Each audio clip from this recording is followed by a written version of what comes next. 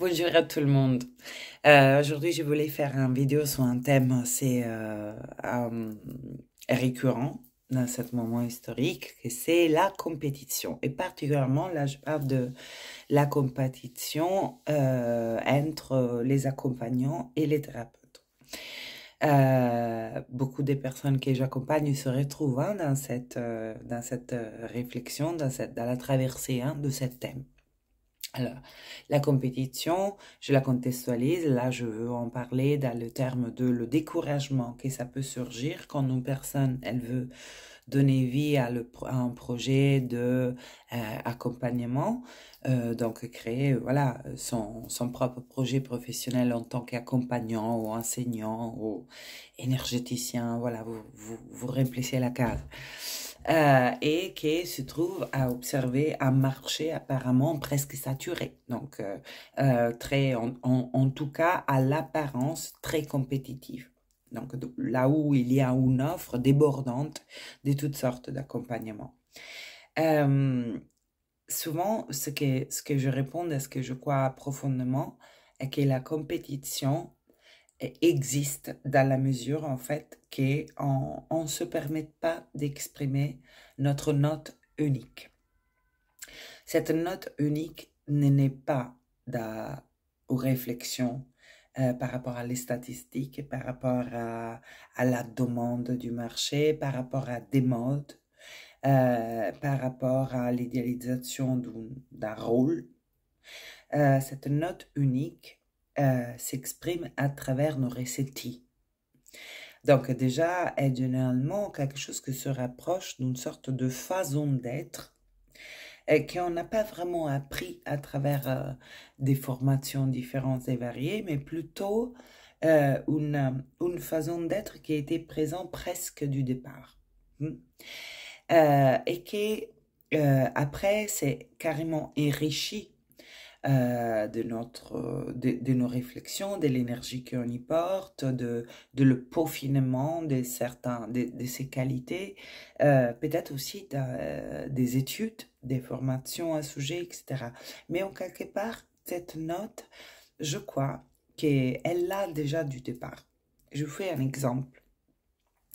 Je suis née dans une famille où une des valeurs centrales pour ma mère particulièrement, c'était l'apparaître. Donc, elle avait un grand besoin d'être validée et de protéger l'image sociale. Donc, il y était tout un tas de choses qu'elle nous interdisait de dire. Donc, de dire même à la famille élargie, hein, à tante, frère, etc.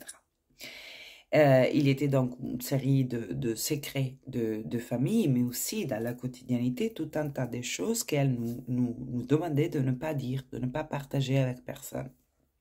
Choses parfois tout petites, comme hier, on était allé voir telle tante et pas l'autre, donc il ne faut pas le dire. Voilà.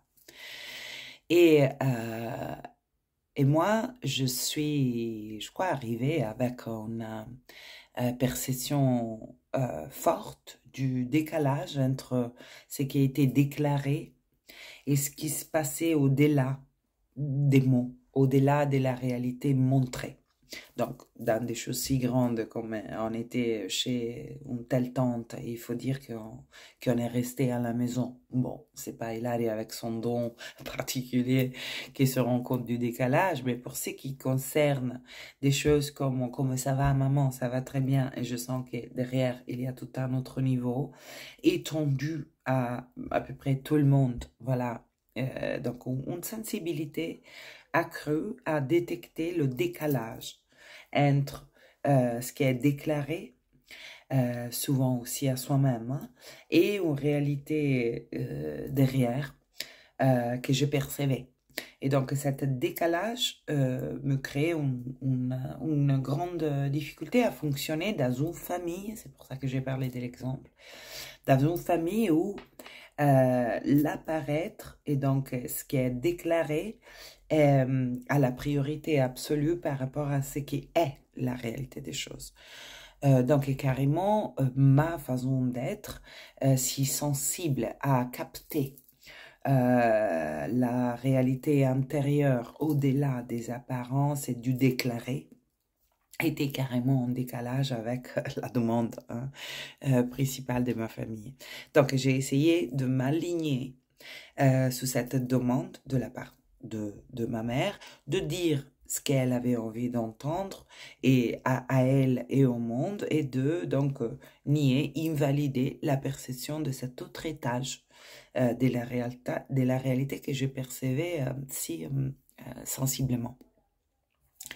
Donc ça, je l'avais du départ. J'ai fait tout un voyage pour retourner à la validation de mon ressenti, un voyage qui est passé tout juste par l'extrême opposé, donc jusqu'à douter en fait constamment de mon ressenti et une tendance à valider davantage la version qui m'était donnée. Et cet voyage de récupération en fait de cette validation intérieure aujourd'hui est clairement un des fondements de mon travail. Donc, est une de mes façons d'être. Il y a été un grand apprentissage à ce sujet. Donc, j'ai fait le tour du thème jusqu'à l'extrême opposé. Je suis en chemin pour le récupérer. Dans mes accompagnements, c'est là une partie fondamentale. Le fait de capter ce qui est au-delà des mots dits et de capter en fait ce qui bouge dans l'inconscient de la personne. Donc, parfois de capter là où la personne se ment à soi-même, consciemment ou pas. Et est une partie fondamentale de mon travail parce que c'est grâce à la mise en lumière de ce qui n'est pas vu, c'est seulement dans un endroit de conscience de ce qui nous habite qu'un changement est possible. Si je nie ce qui m'habite, je ne peux y rien faire, puisque moi j'accompagne à la reconnexion à soi pour pouvoir exprimer qui nous sommes authentiquement dans le monde, cette trait de personnalité, cette façon d'être avec laquelle je suis arrivée aujourd'hui, c'est juste une valeur fondamentale.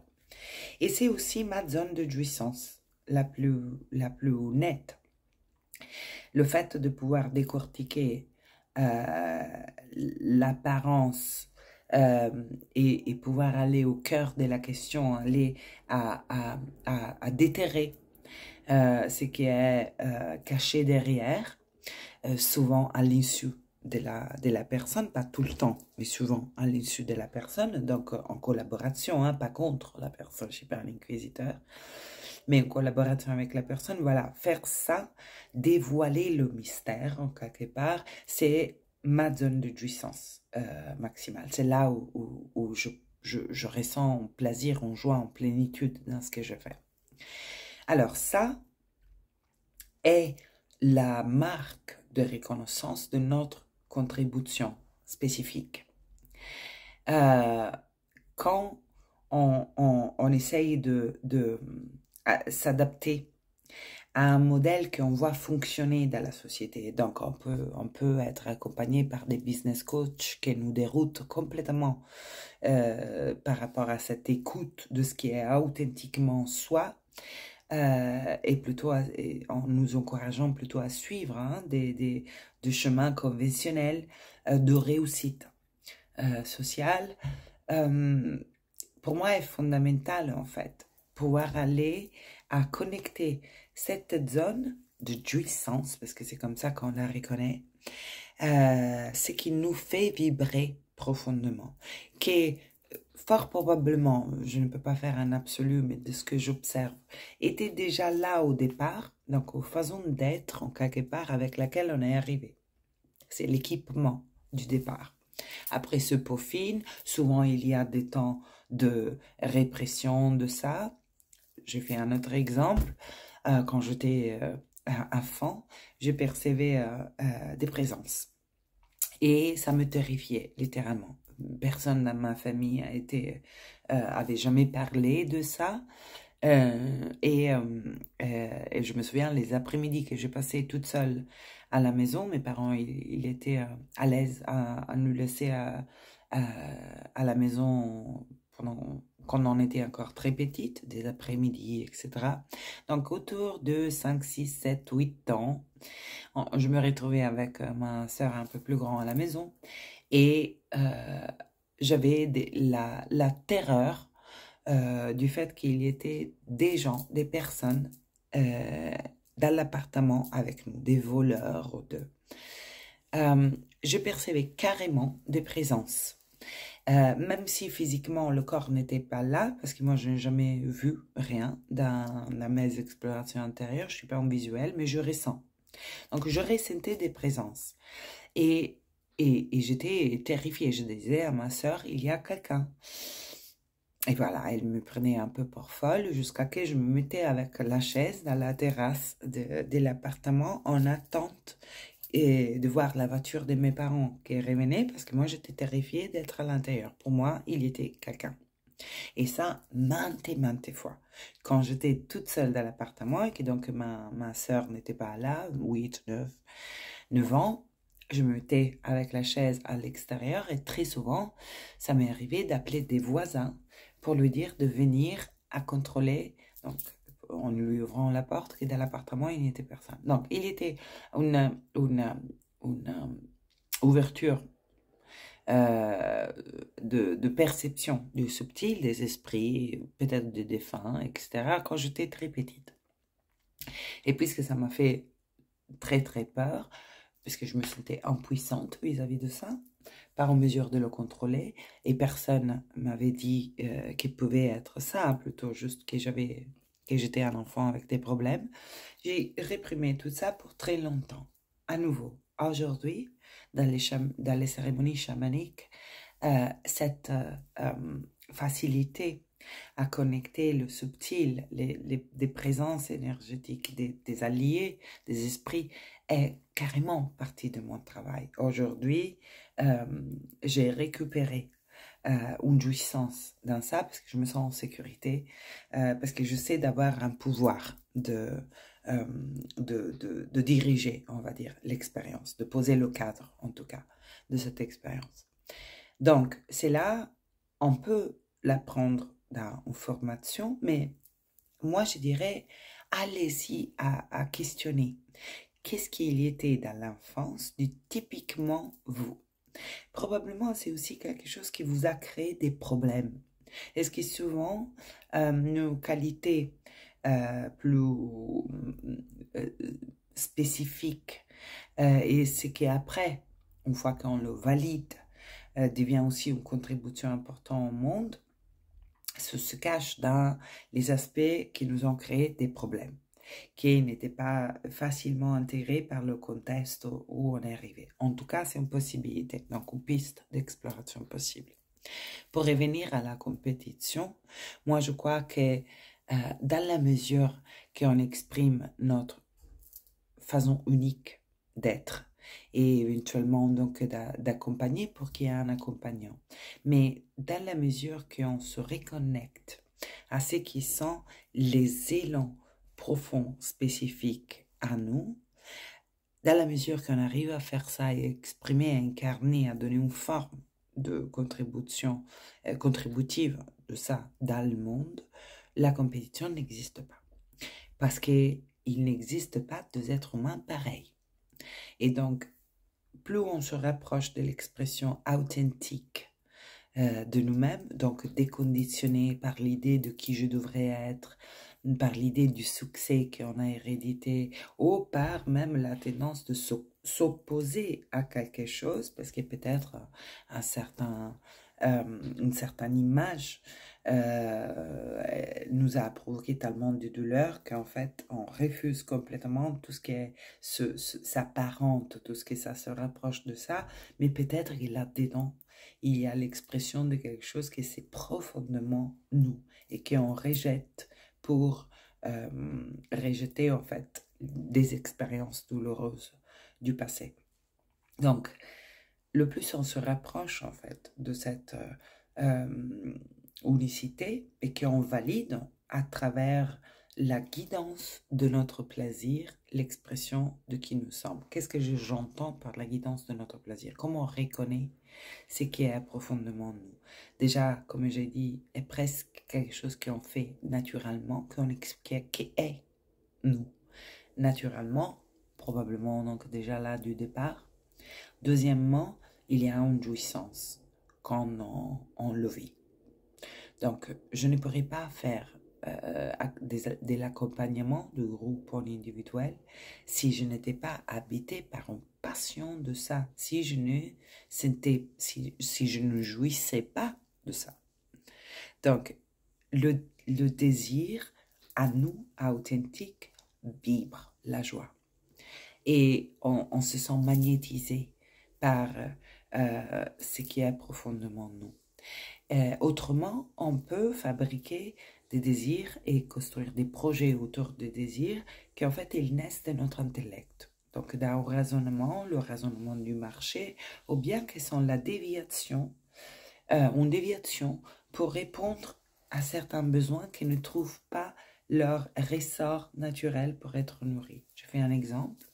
On peut avoir un besoin de reconnaissance très important et puisqu'il n'est pas reconnu, cet besoin de reconnaissance, on ne sait pas de l'avoir et ou peut-être on ne le valide pas et peut-être on ne s'occupe pas de le nourrir, ce besoin suffisamment, trouve après sa façon de s'exprimer, donc pas dire indirect, à travers le désir de devenir un acteur célèbre ou un thérapeute, un enseignant spirituel célèbre. Alors qu'en réalité, ce n'est pas là le désir primaire. Le désir est dans le besoin qui cherche à être nourri.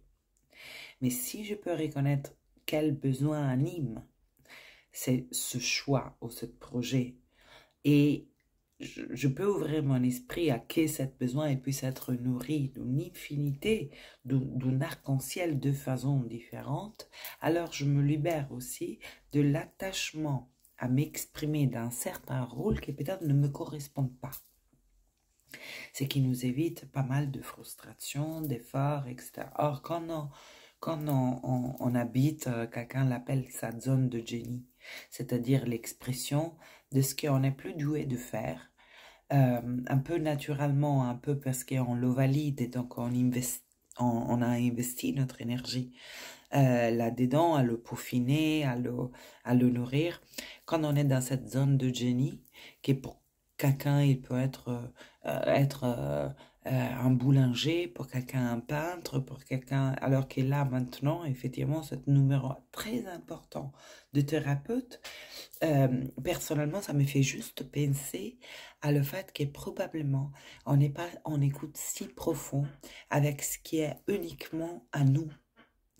Et on va vers une société qui sera le résultat en fait d'une synergie de cette unicité spécifique que chacun amène, donc sa pièce unique à soi au puzzle et la variété de l'image et sa richesse en fait est constituée dans cette composition de unicité spécifique.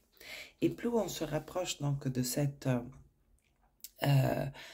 expression unique plutôt que versus l'adhérence à un modèle de réussite, le plus en fait la compétition n'est plus un sujet. Parce qu'il s'agit simplement d'être soi le plus en plus pleinement possible, donc de se permettre en fait de suivre et d'incarner ce qui nous fait vibrer, ce qui nous met en joie, ce qui nous donne du plaisir, c'est ça la guidance hein, pour identifier. Et suffit de se rapprocher de ça, de se reconnecter avec la guidance du plaisir, avec la permission d'être soi, le courage de l'emmener dans le monde, et pour cela donc ne pas prioriser l'image sociale et le besoin d'être approuvé dès l'extérieur est assez fondamental. Et le plus tout ça, ça se perd. Et le plus en fait, la compétition se révèle être une illusion. Il existe une composition d'unicité assez insubstituible.